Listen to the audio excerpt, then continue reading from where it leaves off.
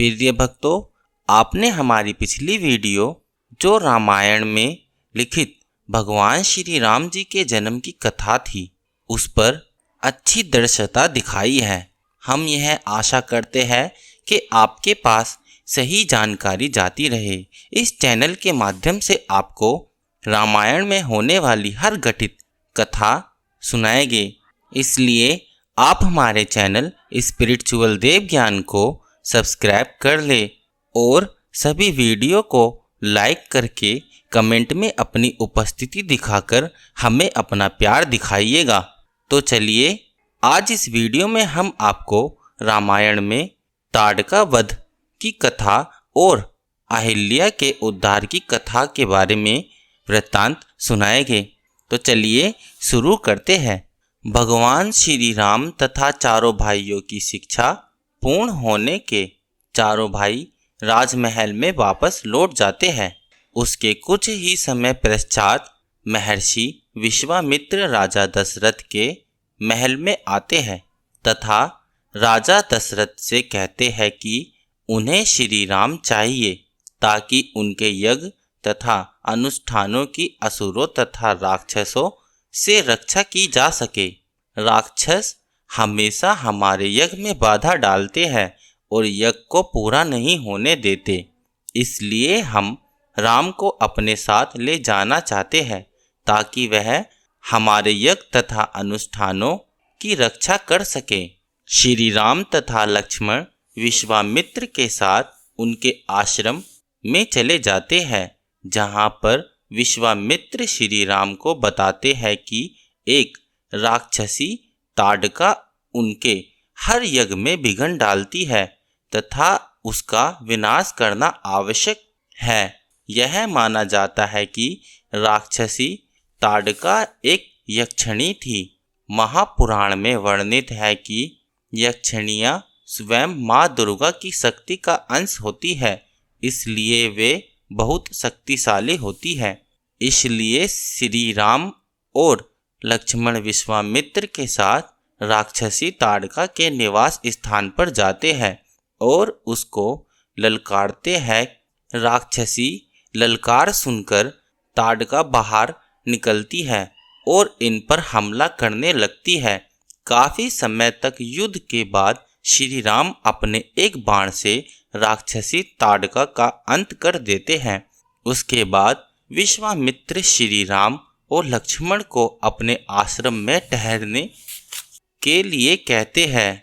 फिर अगले दिन जब ऋषि विश्वामित्र यज्ञ कर रहे होते हैं, तब सुबाहु तथा मारीच नाम के दो राक्षस उनका यज्ञ भंग करने के लिए कुछ राक्षसों को साथ ले आते हैं, लेकिन श्री राम और लक्ष्मण पहले से वहीं थे, यज्ञ की रक्षा में तैनात होते हैं और मैं दोनों अपने दिव्य बाणों से सभी राक्षसों का अंत कर देते हैं।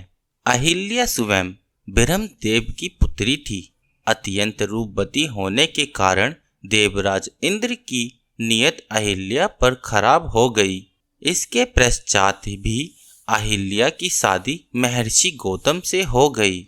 इससे देवराज इंद्र बहुत क्रोधित हुए और उन्होंने उन दोनों से बदला लेने की सोची। एक रात देवराज इंद्र ने मुर्गे का रूप धारण करके ऋषि गौतम के आश्रम के बाहर जाकर बांग देने शुरू कर दिए। उसकी आवाज सुनकर गौतम को लगा कि सुबह हो गई है और वह प्रतिदिन की तरह अपना कमंडल लेकर गंगा स्नान करने के लिए चल पड़ते हैं। पीछे से देवराज इंद्र ऋषि गौतम का भेष बदलकर अहिल्या के पास चले जाते हैं और उसके साथ समागम करते हैं।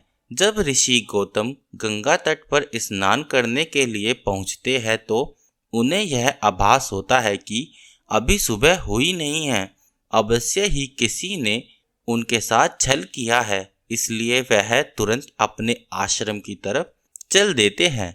ऋषि गौतम अपने आश्रम पहुंचते हैं तो वह देखते हैं कि उन्हीं के भेष में एक व्यक्ति उनकी कुटिया से निकल रहा है। ऋषि गौतम परम तपस्वी थे, इसलिए वह छल भेष में भी देवराज इंद्र को पहचान जाते हैं और उसे कुरूप होने का श्राप देते हैं। यह सुनकर अहिल्या अपनी कुटिया से बाहर निकलती है। तब वह समझ जाती है कि उसके साथ छल हुआ है और अपने पति ऋषि गौतम के पैरों में गिरकर क्षमा मांगने लगती है।